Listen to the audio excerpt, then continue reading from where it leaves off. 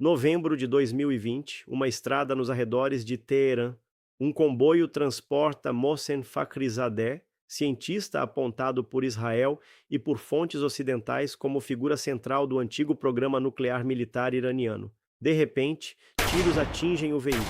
Quando a cena é examinada, surge uma versão difícil de acreditar. Não haveria uma equipe de atiradores esperando no local. Autoridades iranianas afirmam que a arma estava instalada em uma picape e era operada remotamente por um sistema inteligente ligado por comunicação via satélite. Israel não assumiu oficialmente a operação. Reportagens posteriores, citando fontes de inteligência, atribuíram o ataque ao Mossad. E é justamente aqui que aparece uma característica recorrente das ações ligadas à agência. Quando o alvo percebe que está sob ataque, a parte decisiva da operação pode ter começado meses ou até anos antes. O Mossad é o serviço israelense responsável por inteligência clandestina no exterior, combate a ameaças e operações especiais. Mas seu verdadeiro poder não está apenas nos agentes que aparecem em filmes, está na capacidade de combinar pessoas, tecnologia, logística e ação direta sem revelar claramente onde uma função termina e a outra começa. A anomalia. A anomalia é simples. Como uma agência de um país pequeno consegue operar em territórios hostis, atravessar fronteiras, alcançar alvos protegidos e desaparecer antes que a estrutura adversária compreenda o que aconteceu? A resposta popular costuma apresentar o Mossad como uma organização quase onisciente, mas essa imagem esconde o mecanismo real. Nenhum serviço conhece tudo, nenhuma tecnologia elimina o risco e nenhuma operação nasce apenas de uma ordem enviada de Tel Aviv. O padrão observado em fontes abertas sugere uma doutrina de atuação de dentro para fora. Em vez de depender exclusivamente da entrada de uma grande equipe estrangeira, a operação procura encontrar acesso local, uma pessoa, uma empresa, uma rota de entrega, um sistema eletrônico, uma rotina previsível ou uma falha de segurança. É por isso que um ataque aparentemente repentino pode ser, na verdade, o último segundo de uma preparação invisível. A pergunta central.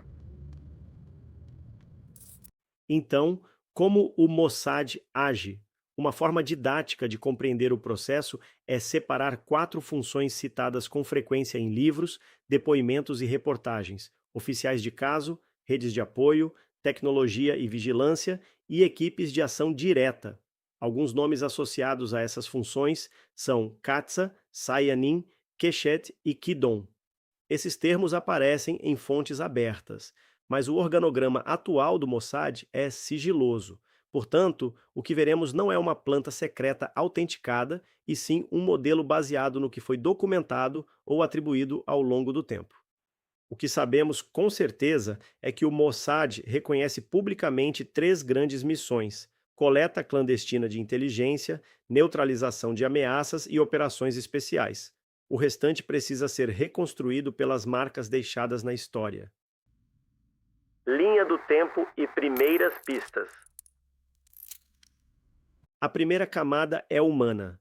O termo Katsa costuma designar o oficial de caso, o profissional que identifica, avalia, recruta e administra fontes.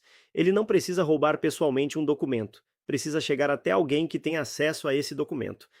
O recrutamento de fontes explora motivações humanas conhecidas por serviços de inteligência em todo o mundo: dinheiro, ressentimento, convicção ideológica, desejo de reconhecimento, medo ou pressão.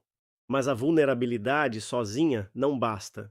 O contato precisa parecer natural, a confiança é construída gradualmente e a fonte pode receber apenas uma parte da missão sem conhecer o objetivo completo. Eli Cohen é o exemplo histórico mais famoso associado ao Mossad.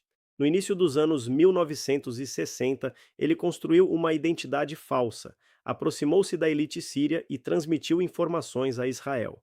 Seu acesso foi extraordinário, mas não ilimitado. Em 1965, a Síria detectou suas transmissões. Cohen foi preso, julgado e executado. Essa história revela os dois lados do método. Uma fonte bem posicionada pode valer mais do que centenas de agentes. Porém, uma rotina repetida, um sinal eletrônico ou um erro de disciplina pode desmontar anos de preparação. Evidências e contradições. A segunda camada é logística. O termo Sayanin é usado em relatos para descrever colaboradores civis, geralmente judeus residentes fora de Israel, que poderiam prestar ajuda limitada, um veículo, uma indicação, um local temporário ou um contato profissional. A existência dessas redes aparece em memórias e literatura sobre inteligência, mas seu tamanho e funcionamento atual são contestados. Não é correto imaginar cada integrante de uma comunidade judaica como colaborador do Mossad. Essa generalização seria falsa e alimentaria preconceitos. O princípio, porém, é verificável em inteligência. Operações clandestinas dependem de cobertura, transporte, documentação, comunicação e assistência.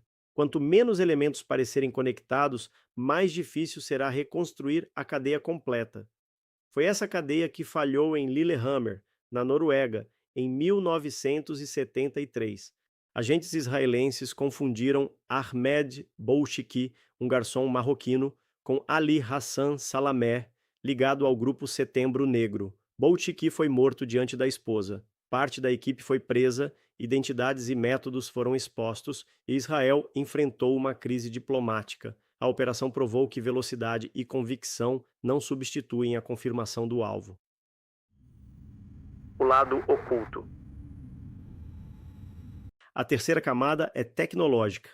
Fontes abertas associam o nome Keshet a capacidades de vigilância técnica e invasão de ambientes. Mas operações cibernéticas israelenses também podem envolver unidades militares, especialmente a unidade 8200, que não pertence ao Mossad. Essa distinção é essencial. O Stuxnet, descoberto em 2010, atacou sistemas industriais usados nas centrífugas nucleares iranianas em Natanz. Investigações jornalísticas e estudos atribuem seu desenvolvimento aos Estados Unidos e a Israel, mas os governos não apresentaram uma confirmação operacional completa. O código alterava fisicamente o comportamento das máquinas enquanto mostrava leituras aparentemente normais aos operadores. Era sabotagem escondida dentro da rotina. Em setembro de 2024, milhares de pagers e rádios ligados ao Hezbollah explodiram no Líbano. Reportagens da Reuters atribuíram ao Mossad a inserção de explosivos na cadeia de fornecimento. Fontes também apontaram participação da Unidade 8200 no desenvolvimento. A autoria israelense foi posteriormente reconhecida em nível político, mas muitos detalhes continuam protegidos. O padrão é perturbador. O objeto confiável transforma-se no vetor do ataque. O telefone, o pager, a máquina industrial ou o veículo deixa de ser apenas uma ferramenta, passa a ser uma brecha. A virada. A quarta camada é a ação direta. O nome Kidon é frequentemente associado em fontes abertas a equipes encarregadas de capturas e eliminações. Entre os casos históricos mais conhecidos está a captura de Adolf Eichmann na Argentina, em 1960. Agentes israelenses localizaram o ex-oficial nazista, sequestraram-no e o transportaram clandestinamente para Israel, onde foi julgado. Também é atribuída ao Mossad a campanha conhecida como Ira de Deus, iniciada após o massacre de atletas israelenses nos Jogos Olímpicos de Munique em 1972. Já a Operação Primavera da Juventude, em Beirute, no ano seguinte, envolveu comandos militares israelenses com apoio de inteligência. Não foi apenas uma missão isolada de assassinos secretos, mas uma operação conjunta, dependente de identificação, reconhecimento, transporte marítimo, disfarces e coordenação. A virada está aqui. O Mossad não age como quatro organizações separadas. O oficial encontra o acesso. A logística sustenta a presença. A tecnologia observa, interfere, ou sabota. A ação direta encerra a sequência. O resultado visível é apenas a ponta final de uma cadeia modular. Desfecho parcial. O sucesso a uma rede global excepcional. Isso explicaria operações profundas, mas pode superestimar uma estrutura secreta e transformar atribuições em certezas. A segunda sustenta que a agência parece onipresente porque escolhe poucos alvos, concentra recursos e trabalha com parceiros. Isso combina melhor com o custo das operações, mas não explica todos os acessos obtidos em território hostil. O mais provável é uma combinação: prioridade política, inteligência humana, colaboração externa, tecnologia avançada e disposição para assumir riscos elevados. Esses riscos têm consequências. Operações em outros países podem violar soberania, produzir crises diplomáticas e levantar questões sobre execução extrajudicial, proporcionalidade e vítimas civis. O caso Lillehammer demonstra o perigo do erro de identidade. O uso fraudulento de passaportes em operações atribuídas a Israel gerou protestos de governos estrangeiros. E os dispositivos explosivos de 2024 abriram um debate jurídico sobre distinção entre combatentes e civis. Consequências e o que ainda assombra. O efeito mais profundo talvez não seja a morte de um alvo, a destruição de uma centrífuga ou a captura de um fugitivo. É a paralisia psicológica produzida depois. Quando uma organização acredita que seus telefones estão comprometidos, abandona os telefones. Quando passa a confiar em pagers, os pagers explodem. Quando reforça as fronteiras, descobre que a brecha pode estar em um funcionário, em uma oficina, em um fornecedor ou em um equipamento comprado meses antes.